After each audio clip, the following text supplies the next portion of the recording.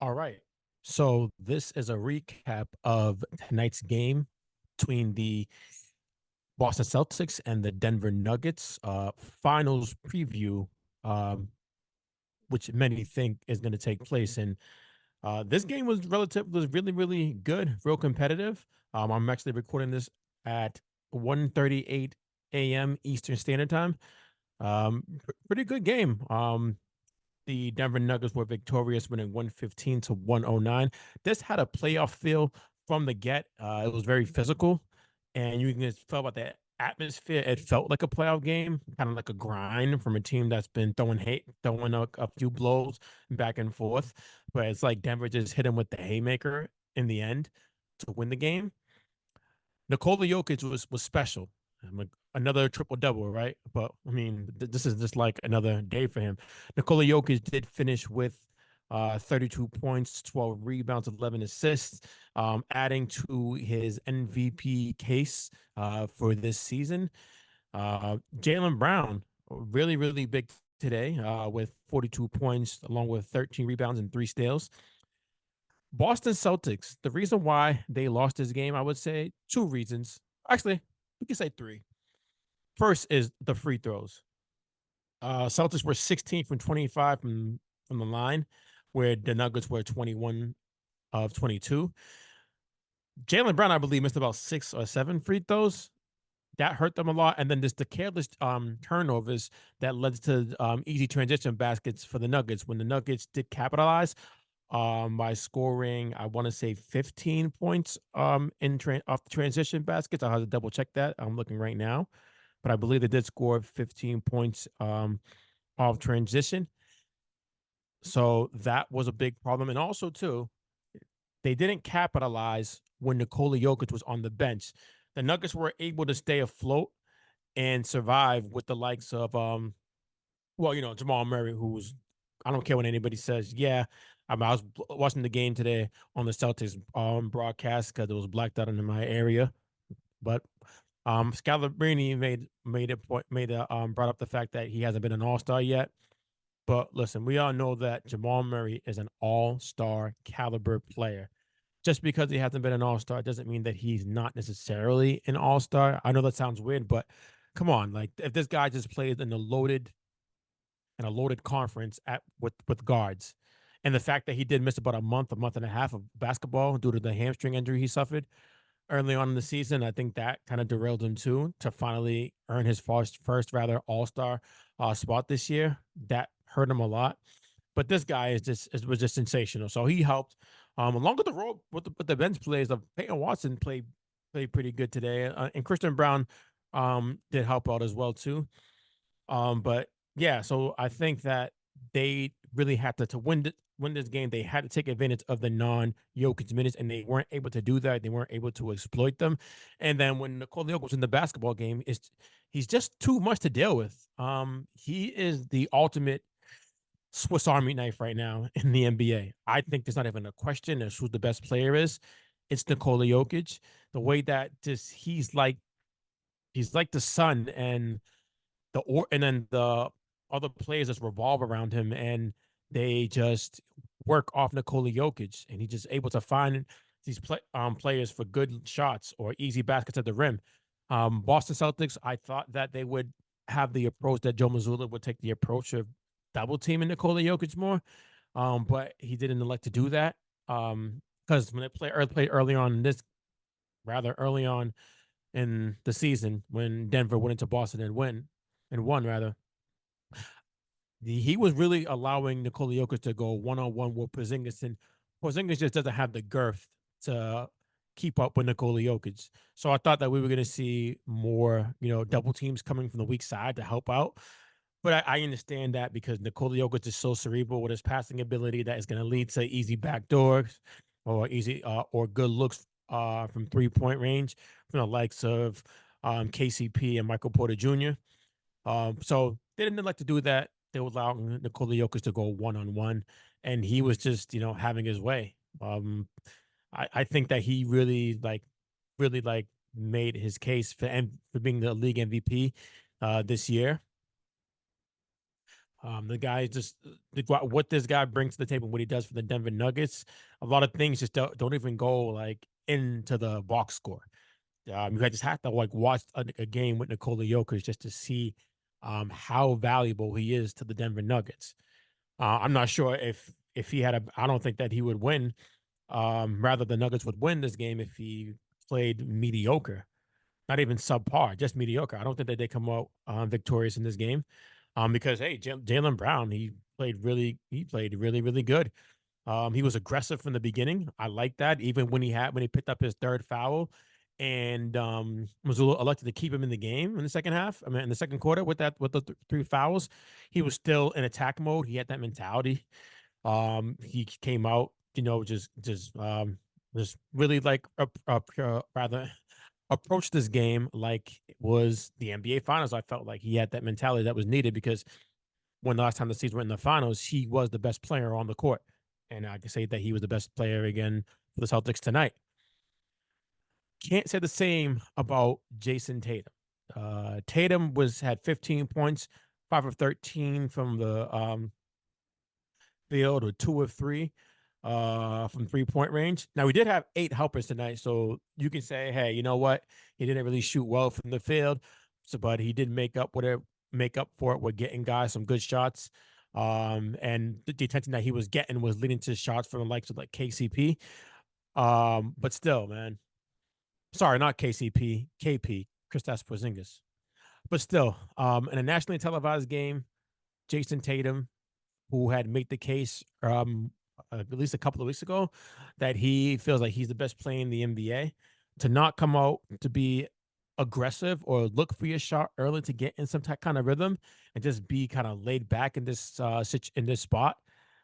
That's kind of a it's kind of alarming to me. If I was a Celtics fan, I would be alarmed because it's almost going to be a foregone conclusion, barring any major injuries, that the Celtics will head to the NBA Finals this year. I think that they are just head and shoulders above the rest in the Eastern Conference. The only team that I think can beat them is the Denver Nuggets in a 7-game series. Then throw in the fact, as I mentioned earlier, that Denver did hand them their first loss at home this year in a 102-100 victory. You would think that Jason Tatum would come out, to kind of make a point. This was kind of like a statement game. Again, playing against the reigning Finals MVP and former two-time league MVP Nikola Jokic. You would think that he wanted, like, make sure that he gets aggressive and he puts himself, to put his team in the best position to win this game, but he didn't do that.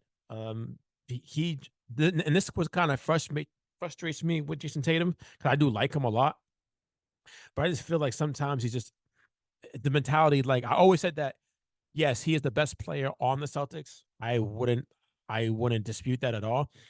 But I think that I like Brown's motor more. He's more aggressive. He has more of a maybe more of a cerebral mentality, but he's just like more consistent than me. I think when it comes to being aggressive and he's more aggressive to me. Well, you don't have to really worry about that for him. Hey, he might not be on.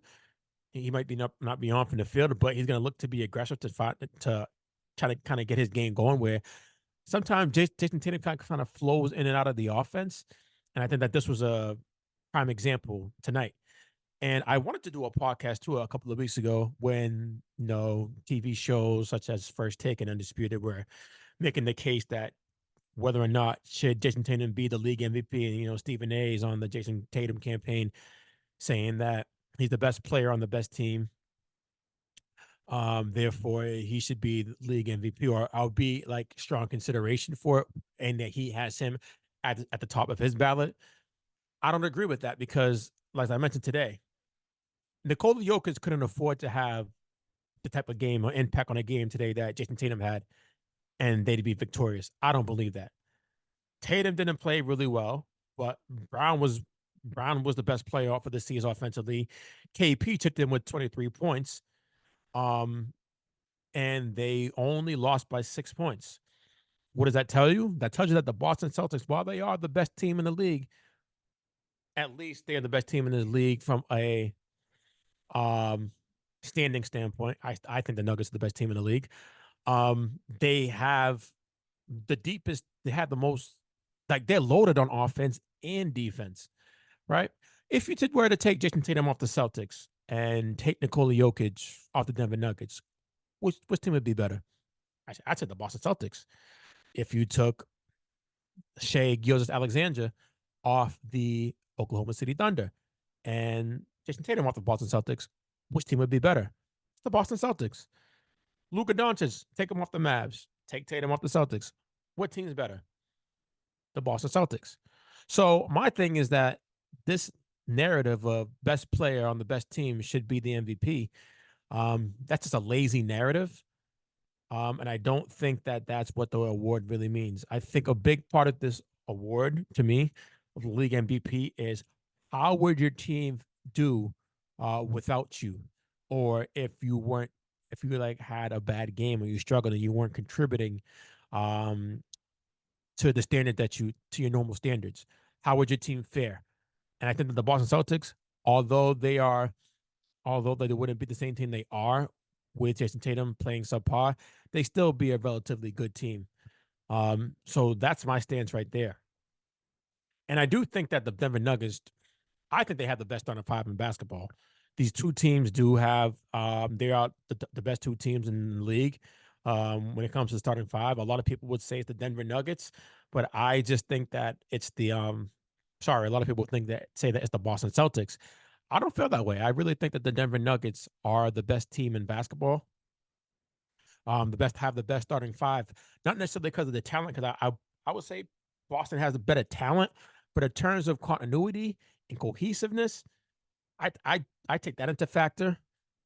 And I do think that the Denver Nuggets beat Boston beat rather the Boston Celtics in that department. The cohesiveness, going deep into the playoffs, getting to the NBA Finals, and actually capturing the Larry O'Brien Trophy goes a long way. And the fact that these guys have relatively, I don't want to say that they just slept walk through the season thus far, but they're not treating it with the urgency that they did last year, right? Since the All-Star break, they are now 7-1, I believe, is their record. So they only lost one game since the All-Star break, which was actually their last game. Was, I believe, Tuesday night against the um, Phoenix Suns.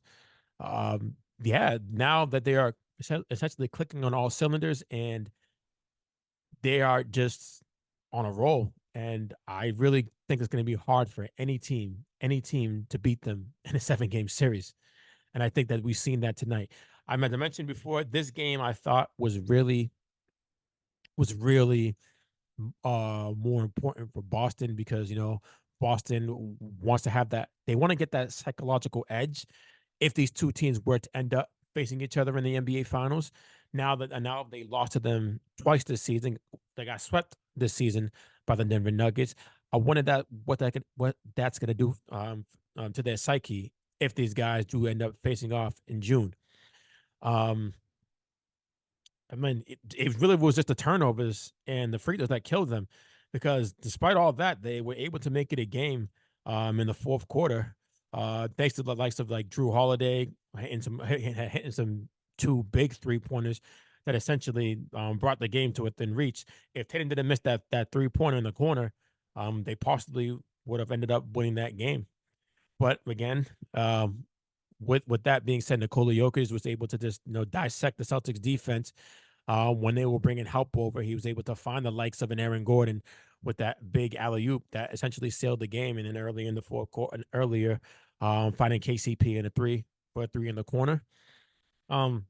This team is they're just too good. Boston Celtics. So yeah, as I mentioned, Celtics fans. If I was a Celtics fan, I would be just a little worried, only because of this. Most likely will be the team that we have to beat if we were to make it to the NBA Finals. Because again, while the West is loaded and the seedings are so tight, 1 through 4. I don't see a team in the Western Conference that can beat the Denver Nuggets realistically in a 7-game series. So this was a good test tonight, a good litmus test for the Celtics to see where they stack up against the best players. And they do have a losing record now. I don't know the exact record, but they do have a losing record now against like the top four teams in the Western Conference. So that has to be a little concerning. And like the last game when they played the Denver Nuggets, both teams were relatively healthy. I don't think anybody was missing key players. I mean, like Tatum, Brown, KCP, Derek White, Drew Holiday, they were available for this game, and they were available for the last game, just like with Denver when they played in TD Garden. They had Murray, Jokic, um, Michael Porter Jr., KCP, Aaron Gordon. So this is what this is a good. This is what I like, seeing teams that are at the top of the league, true contenders, facing off and being relatively healthy, because it really gives you a glimpse into where they're at right now and what could you expect possibly if they would have played each other in the postseason. And we got a taste of that in the first game and the second game because both teams were essentially like had their full roster when they played today. I mean, these benches aren't really impressive in terms of depth. The Celtics or the Nuggets. I mean, last year the Denver Nuggets, two of their key contributors are no longer there from last year's team with Bruce Brown and Jeff Green. But again, Peyton Watson did play relatively well, I would say.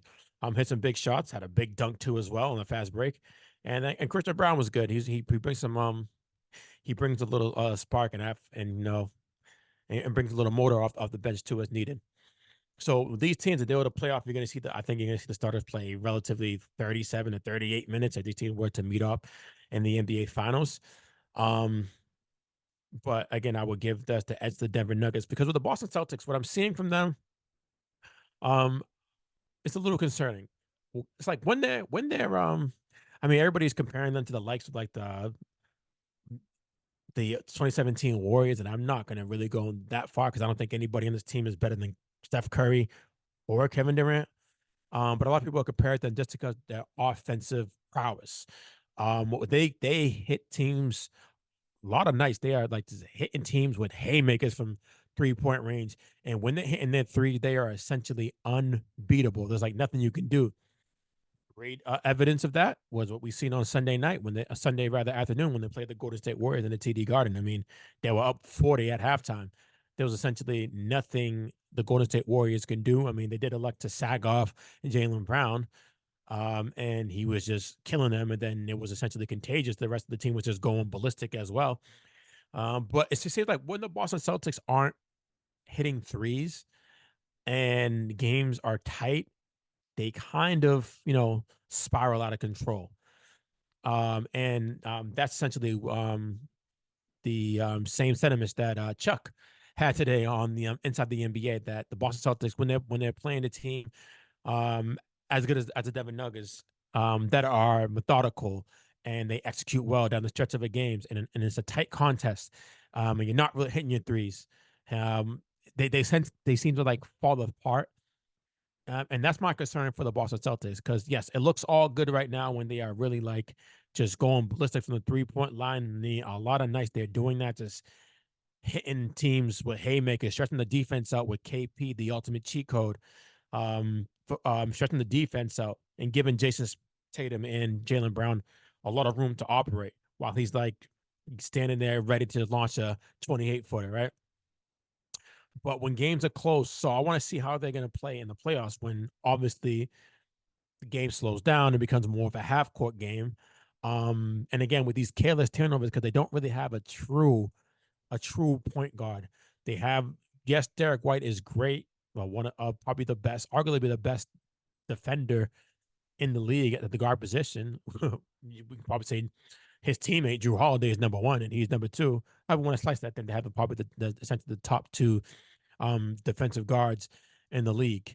But he's not really a real point guard. He doesn't really get people involved and set up an offense, and neither does Drew Holiday. I think that's kind of what hurt Milwaukee too last year, that they didn't really have a true point guard. To get the offense settled down when things were unraveling for them down the stretch, and I see that kind of showing in Boston. Um, but yeah, like I said, this team is this team is they're great. I don't know if the 2017 Warriors great, but I mean it's a different NBA. Teams are jacking up a lot. I mean they take the most shots, rather take the most threes. Nearly half of their shots are 3 pointers. Whereas that wasn't the case in um in 2017 when the Warriors played. Teams are taking a lot more 3 pointers now. And I wanted to bring up a quote, rather a tweet that the Ringers Kevin O'Connor did put up shortly after the contest tonight when he said, and I quote, the Nuggets swept the Celtics 2-0 this season despite shooting 25.8 percent from three in the first game and only 19% tonight. Scary sign for Boston if these two teams face off in the NBA Finals. Denver can be way better. Yes, while Denver doesn't live and die by the three like the Boston Celtics do, they definitely can be way better. And I think that they would be way better if these guys were to play in the NBA Finals. And again, they have the ultimate cheat code. Nikola Jokic. It's essentially nothing that the Boston Celtics can do. I mean, yeah, I mean, KP really can't do anything. He's too slim down there. Nikola Jokic is able to just just get his position, get the shot that he wants, and then if you want to help out, I mean, he can just kick the ball out or find a cutter, lob the ball, kind of rather find a cutter like Aaron Gordon or a kick out to a Michael Porter Jr. or KCP for three. And then him and Jamal Murray's two-man game is virtually unstoppable. Unstoppable. Those guys complement each other so well. I mean, Murray wasn't nearly as explosive as he was in the first game, but he did have 19 points tonight. And then he did play very well in those in while Nikola Jokic was resting. He didn't do a good job of keeping the Nuggets afloat while the big man got his normal rest that he gets. The team is just tough. And I think that tonight we've seen that there's levels to this in terms of the best player in the league and league MVP. Because Nikola Jokic, I'm telling you right now, I'm starting to think that the gap is significant when it comes to who's the best player in the league. Um, I used to think that you had to be. I'm not a fan of players who are necessarily not great on defense, who aren't great two-way players. But Nikola Jokic, while he'll never be mistaken for an All NBA defensive type player, nor will he ever be in consideration for a Defensive Player of the Year award.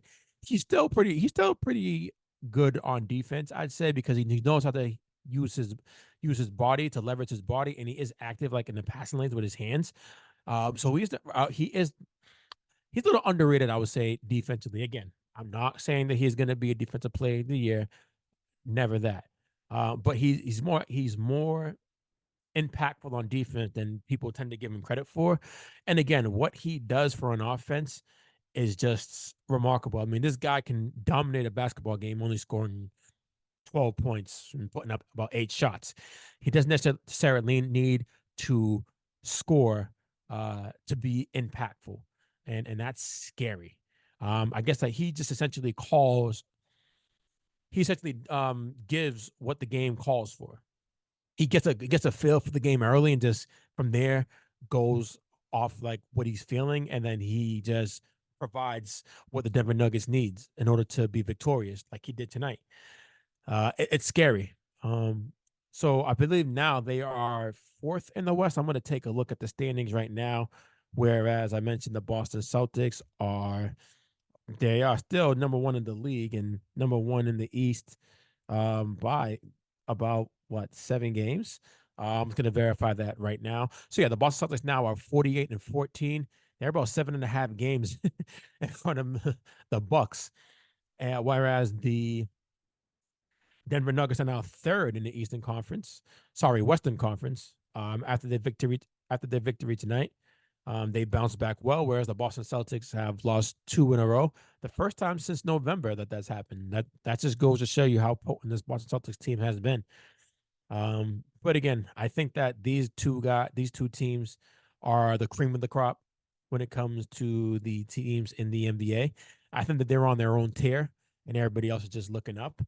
And honestly, I think if this was to be an NBA Finals matchup. It'd be a good one, but I'd have to go with the Denver Nuggets, and because they just have Nikola Jokic is just he's amazing. He is. I think he impacts the game like no one I've ever seen with my own eyes. He's just different, and there's no defense that can rattle him, that can force him to play out of character. Boston doesn't have the answer. No one does. So I would have to take the Denver Nuggets. Um, Probably in 6 games. Couldn't be a sweep. There's no way this Boston Celtics team can ever get swept in a series. They're too potent on offense. One game in a 7 game series, they're going to explode from 3 point range. But again, I think that and when the game slowed down though in the postseason, and when the 3 point shot isn't falling, what else do they have? I don't want to say they're a one trick pony because they have so much talent, but it feels like they rely on the 3 point shot too much for my liking, and I think that can come back to bite them um, if they were to play the Denver Nuggets in the finals, and possibly it can even come back to bite them in the Eastern Conference. I said possibly, but I think that they should get to the NBA Finals essentially with no problem in that if they weren't to make the NBA Finals outside of a catastrophic injury, outside of a catastrophic injury, knock on wood, there's no excuse that this Boston Celtics team does not get to the NBA Finals. So that's my thought and my of the game that took place tonight.